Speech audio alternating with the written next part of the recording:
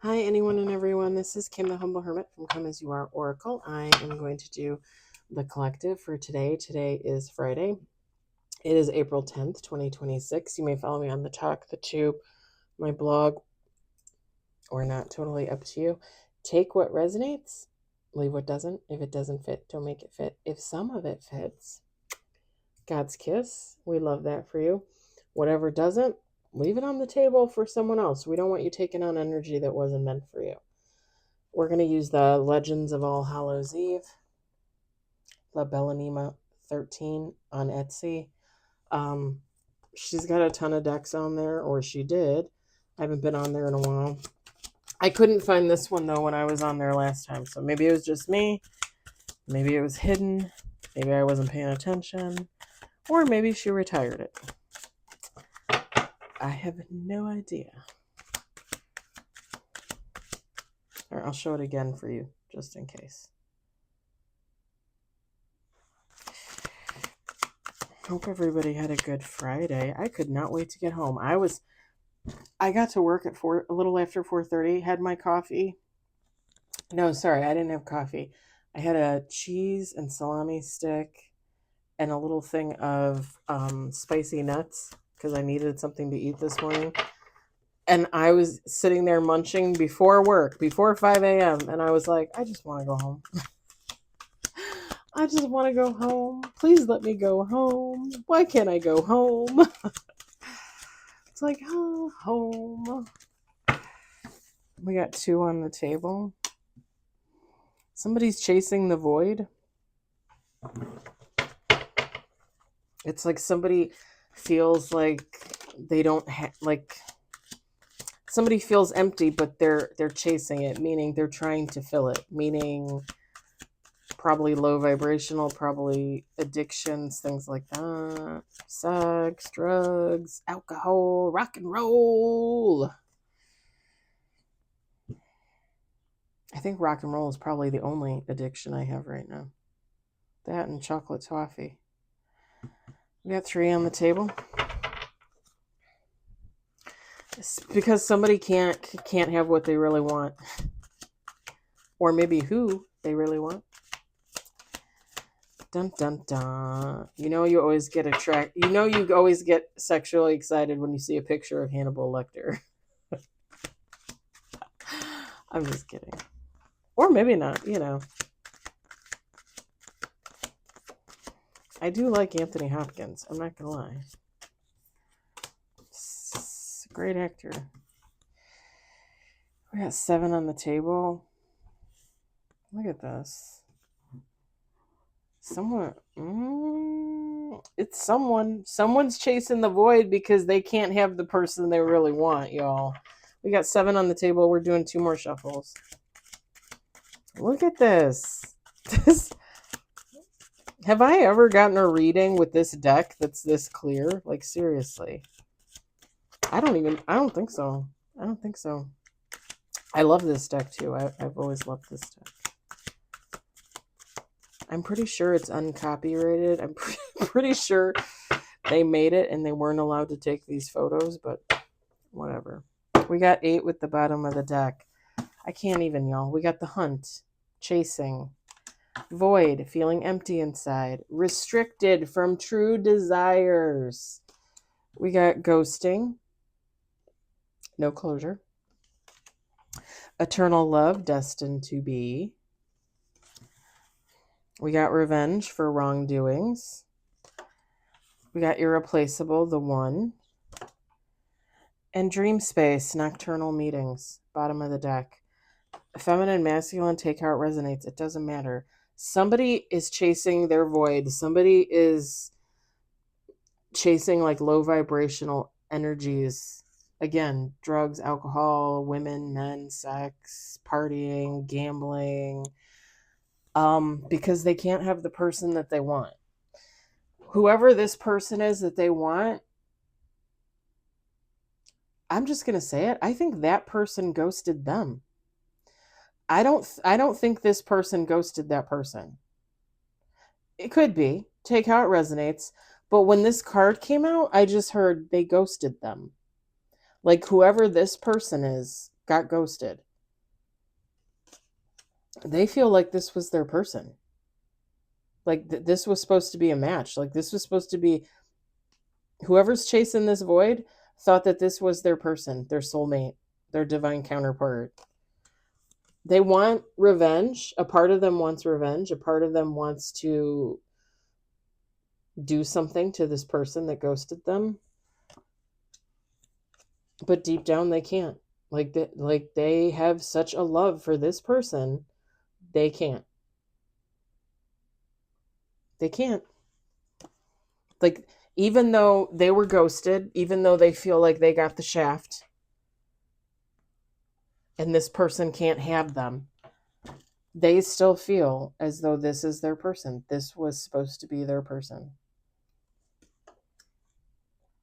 They think about this person all the time. It could have been like a Jack Sally type situation. It could have been like kind of like sorry, I'm going to take a drink. It's my electrolyte drink, y'all. I forgot to drink it this morning, and I felt like a turd this morning. And that's why, because I didn't have my electrolyte drink. It could be like a Jack and Sally situation, kind of like opposites attract. Maybe there's like an age difference, a color difference, cultural difference, religion, two different backgrounds, from the wrong side of the tracks. Could be like the bad boy, the good girl, the bad girl, the good boy kind of thing.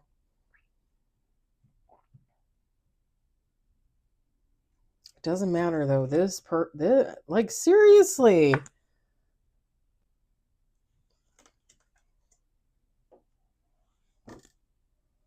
And they feel like they're being held, like they feel like they're being held captive. It's like whoever this person is ghosted them, and they feel like they've been shut into a box, like they're not.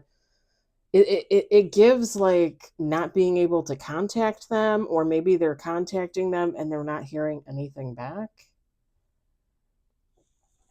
I'm gonna say something, take how it resonates, but I was watching a read.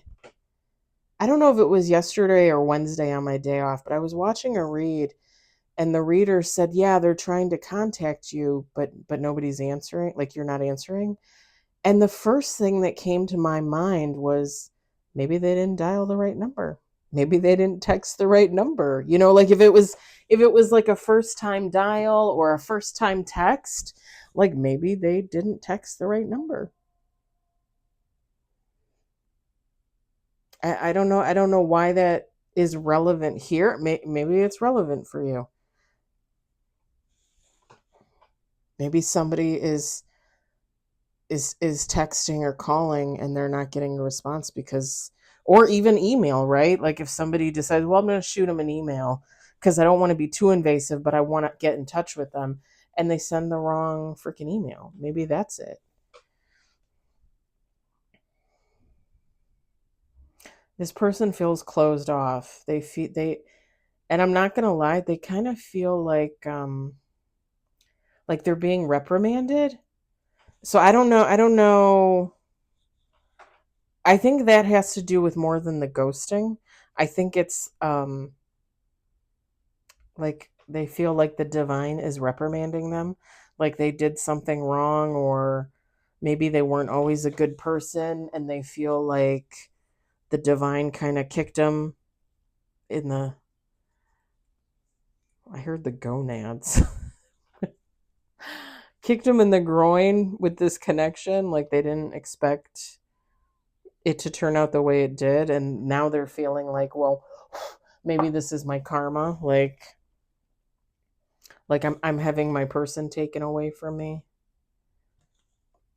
Like I said, a part of them is angry with this connection with this person, for leaving, for ghosting. Part of them is angry, but like I said, the other part of them, like they're so much in love with whoever this is, infatuated.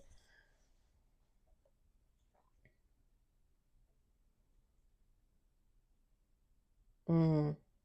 I just heard adored.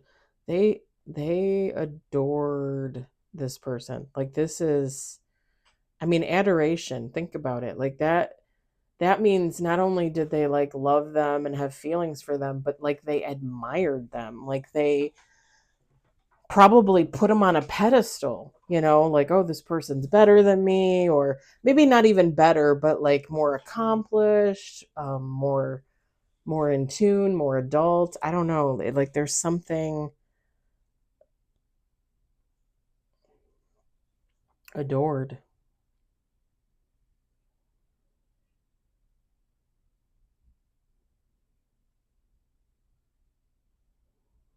I don't. So I'll say this. I do feel bad for this person, whoever they are. Like on one hand, I do feel bad. But on the other hand, it's very hard for me to feel empathy or sympathy for people that never react right to bad circumstances. You know, let me just give you an example. Like let's say my twin sister, every time a family member passes away, my twin sister spends a weekend going off the deep end on a bender, picking up people in bars, spending thousands and thousands of dollars on bullshit, and then waking up on Monday morning and being like, "Oh, what happened?" Like this is somebody that always seeks to fulfill their baser instinct when something doesn't go their way because they don't know how to deal with it rationally. They don't know how to deal with like loss as an adult. Like this is somebody like that has probably childhood trauma, teenage trauma, and they never tried to reconcile that. So like when they have to deal with stuff as an adult, they deal with it as a child. And it's hard for me to feel bad for people like that. It's hard for me because like why do you always go to low vibrational bullshit? It's just like like when a couple breaks up, right? A couple breaks up and one of them, like the second they're broken up, like kind of like, oh, okay, like on Friends with Ross and Rachel, Jennifer Aniston and uh David Schwimmer, Ross and Rachel, they break up, right? And that night Ross goes out and sleeps with somebody. Like you can't give yourself a little time to just adjust to what is happening. Like you can't give yourself like a day or a couple days or even a week. Like literally that night you have to go and sleep with some stripper. Like you had to do that. I don't, I feel bad for people like that are experiencing a loss like this, and it's hurting them, like they feel pain, but I don't approve of how they deal with it. It's one thing to do it once, but if you're constantly doing it, and think about it, people that constantly fall back on low vibrational energy, they don't, they're not growing, they're not healing. It's all a mirage. Like they're just backsliding. Like they need some stability, they need some more help, but they have to figure out how to give themselves that, right? Like this person has to figure out how to give themselves more stability so that they don't do stupid shit like that.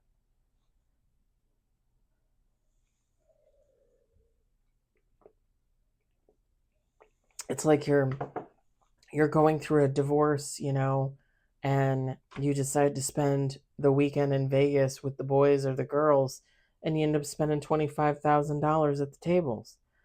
Like, and then, waking up Sunday morning to come home and being like, well, I don't know how I did that. You don't know how you did that? Like, you got drunk and you were goofing around. Like, pull your shit together. Like, get your shit together.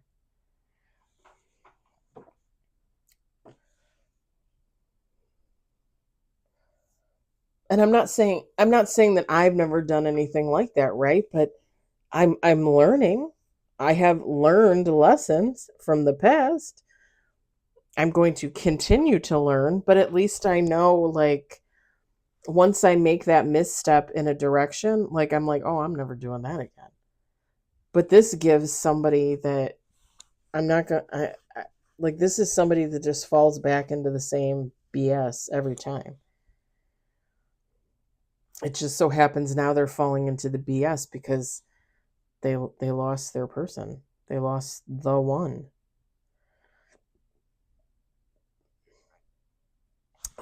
Like I said, this person thinks about this person a lot, and they, with the dream space, this is somebody that wonders, like, how often they think of them. Do they dream about them?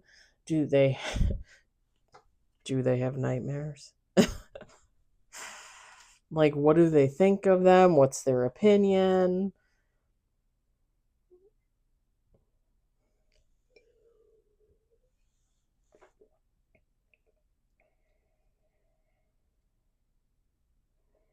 And I think this person knew that they were going to be ghosted. They knew that they knew that they were going to get ghosted. Like, on some level, like, they could feel it, like an intuition, like they knew something was going to happen. And on the other hand, they were like, oh, I hope it doesn't happen. Like, I feel like it's going to happen, but I'm really hoping that that's not the case.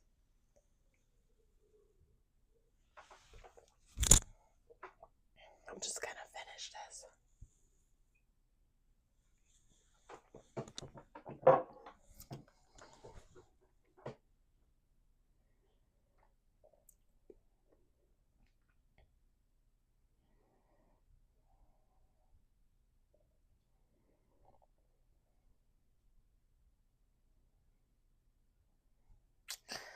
Okay, three things that are, one of them is a little odd to me, but I mean, I'm not the only one that knows what it is. I'm sure there's, billions of people on this planet. Um, Billions or trillions? There's quadrillions people in this on this planet. Um, Something about pasta. Like, I'm seeing, like mostaccioli, but I'm not seeing it with sauce. Like, I'm seeing, like maybe somebody making pasta. Like, I'm seeing, like, just like plain pasta. One of my favorite things to eat of all time is to just make macaroni. Make macaroni and put a lot of butter in there with some salt. A little Parmesan cheese wouldn't kill either. Yes, yeah, yep. Somebody, somebody likes pasta or makes pasta. Maybe somebody makes fresh pasta. Something about, um, oh God, what was it? No, I lost it. It was three things. Kimberly Ann, pasta, buttons, buttons. Something about buttons. Maybe somebody collects buttons. Maybe somebody lost a button recently, like on a shirt. I know this past winter when I bought boots, my mucklucks, a lot of them have little buttons on them. I don't know why I'm thinking of that. Baklava. If anybody has ever had baklava, it's a very sweet, delicious dessert. Um, Usually with orange. I think it's walnuts. Is it walnuts or pecans? I think it's walnuts. Oh, maybe it's pecans. Usually like an orange kind of sweet sugary glaze to it. I I've had like store baklava. I've had like restaurant baklava. I can honestly say, and I don't say this a lot, I don't like anybody's baklava but my mother's. Hers was always really orangey. It was really um soft because she put a lot of liquid in there. Some people make it and it's too dry. I like it when it's nice and sticky. And she always made hers really orangey because she likes the flavor of orange. So I just, I don't know. I always thought hers was the best. So something about pasta, something about baklava, and something about buttons. All right, y'all. I'm going to leave it there. Take from it what you will. I hope it resonated for somebody. I hope you enjoyed it. I hope, if anything, you were entertained. I hope you all have a fabulous Friday evening, a wonderful weekend. Just a reminder, tomorrow I'll do affirmations, readings, possibly some extra, maybe not. It just kind of depends on if I feel called to do something, if I have the time, that kind of thing. Sunday, I am off this week. Nobody asked me to do overtime. I'm pretty sure they weren't looking for volunteers. Um, I will do affirmations in the morning, but more than likely, unless I get that urge, unless he tells me to do a reading, I won't be. So, just a reminder. Hope everybody has a great weekend, and I will talk to you later.